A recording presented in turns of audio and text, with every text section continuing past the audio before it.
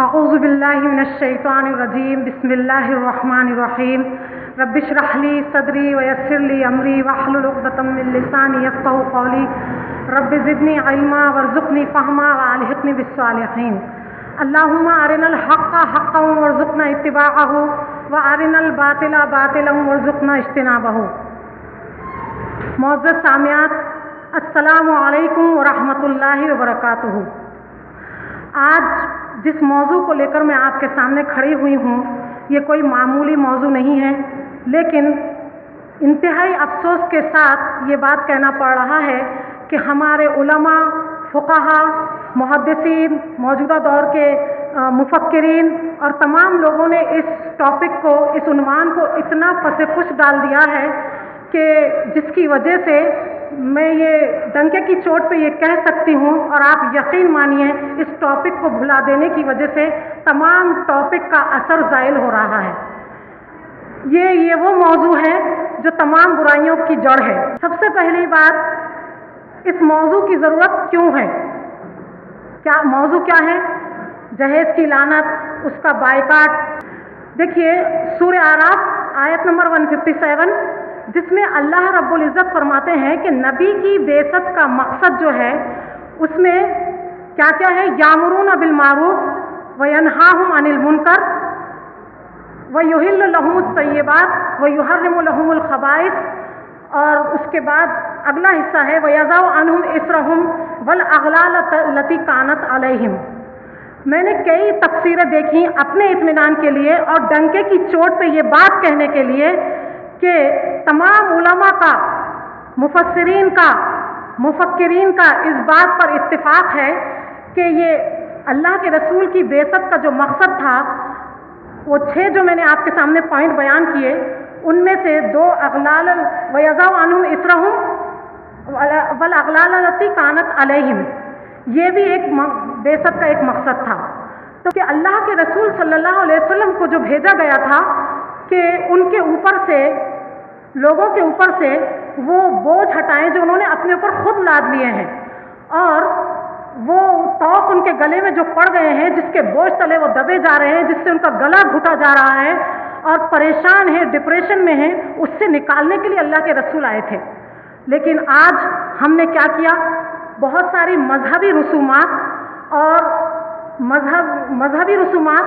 اور اپنی شادی بیاہ جو ایک فرائض کی حیثیت رکھتے ہیں، ان میں بھی اپنے طور پر ایسا اضافہ کیا کہ آج ہمارے مسلمان پھر سے اس کیٹیگری میں آ گئے ہیں کہ ان کے گلے میں طوق پڑے ہوئے ہیں اور ان کے اوپر بہت زبردست بوجھ ہے۔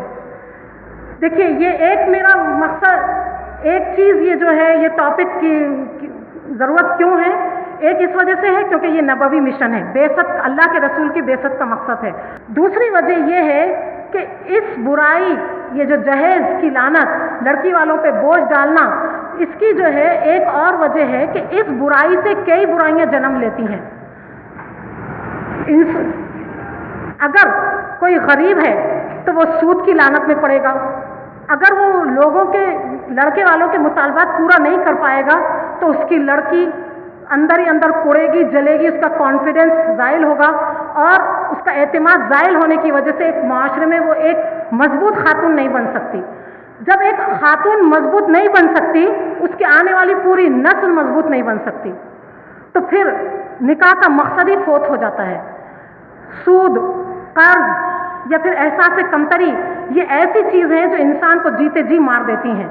تو یہ اس لعنت، جہیز کی لعنت کی وجہ سے یہ جو ہے تمام برائیاں بھی معاشرے میں اتنی تیزی سے جڑ پکڑ رہی ہیں کہ کینسر کی طرح انہوں نے جو ہے اپنی مقام بنا لیا ہے۔ کینسر کی طرح ان پرابلمز نے اپنا مقام بنا لیا ہے جو ہٹنے کا نام نہیں لیتی ہیں۔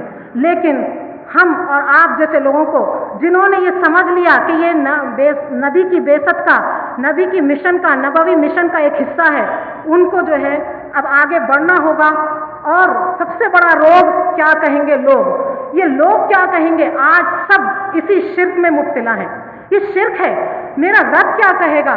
میرا رب مجھ سے ناراض نہ ہو جائے، میرا رب مجھ سے میری ناراضگی کی وجہ سے اپنے وسائل نہ چھین لے۔ ہم کو ایک لمحے کے لیے یہ خیال نہیں آتا۔ बल्कि हमको अगर परवाह रहती है तो लोगों की, क्या लोग हमें क़यामत के दिन बख्शवा सकेंगे? क्या लोग कब्र में हमारे साथ दे सकेंगे? नहीं। क्या लोग मौत के वक्त हमारे पास आके हमारी मौत की सख्ती को कम कर सकेंगे? हरगिज़ नहीं। लिहाजा हमको जो है अपने इस्लाह के लिए, अपनी आखिरत की फलाह व बहबूदी के लिए हमें खुद जो है लोगों की परवाह किए बगैर अल्लाह की परवाह करके आगे बढ़ना होगा। देखिए, इस्लाम में शादी का तसव्वुर क्या है, बहैसियत मुसलमान हमको समझना बहुत ज़रूरी है। जब हम शादी ब्याह से अपना पैसा बचा सकेंगे तो ये पैसा क्या है, रीढ़ की हड्डी का काम देती है। जैसे कि बगैर रीढ़ की हड्डी के ना इंसान चल सकता है, ना बैठ सकता है, ना खड़ा हो सकता है, क्योंकि पूरे बॉडी जो है इंसान की उस पर ठहरी हुई है। इसी तरीके से माशी निज़ाम रीढ़ की हड्डी के मुमासिल है। आज मुसलमानों का माशी निज़ाम इतना कमज़ोर हो चुका है, अगर किसी मुसलमानों की फ़िक्र अगर है तो वो सिर्फ ये है कि शादी के लिए जमा करना है, ये देना है, ये करना है। तो ये फ़िक्र पूरी हमारी इसी में लगी हुई है। शादी ब्याह में इतना खर्च किया जा रहा है जिसकी वजह से हम माशी तौर पर कमज़ोर होने की वजह से दुनिया के हर शोबे में कमज़ोर हैं। सईद इब्न मुसय्यब एक ताबई थे, उनकी महफिल में दर्स हासिल करने के लिए नौजवान आते थे।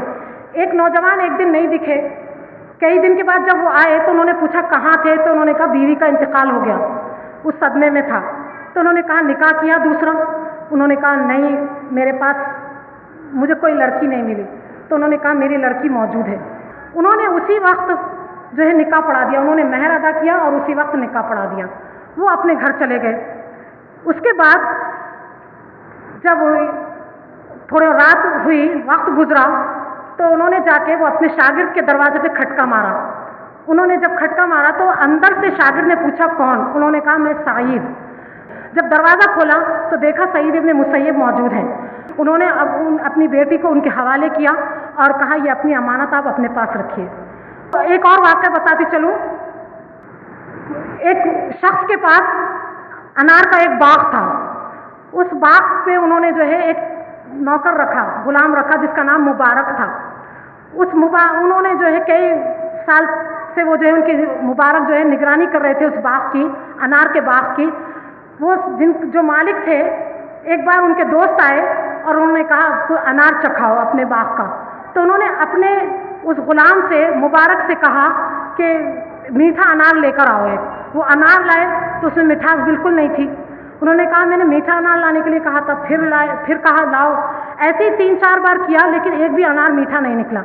तो उन्होंने कहा मालिक ने कि मैंने तुमसे मीठा लाने के लिए कहा था, एक बार भी तुम मीठा नहीं लाए। तो उन्होंने कहा मालिक आपने मुझे इसके निगरानी की जिम्मेदारी दी थी, इसकी हिफाजत की जिम्मेदारी दी थी, तो मैंने इसकी हिफाजत बखूबी अदा की और मैंने आज तक एक दाना भी अनार का नहीं चखा, तो मुझे कैसे मालूम होगा कि कौन सा अनार मीठा है। तो वो जो दोस्त आए थे उनके, वो इतना इम्प्रेस हुए, उन्होंने घर जाकर अपनी बीवी से कहा, उनकी एक बेटी थी, उन्होंने कहा मैं आज एक ऐसे शख्स से मिलकर आया हूँ जो इतना अमानतदार, दयानतदार है, तो क्यों ना हम अपनी बेटी का पैगाम उससे दें। तो वालिदा राज़ी हो गई। वहाँ क्या है मेयार, देखिए इस्लाम में मेयार क्या है शादी का, दीनदारी, तकवा, परहेजगारी। ऐसे ही जोड़े की जो नस्ल निकलती है वो दीन को कायम करती है।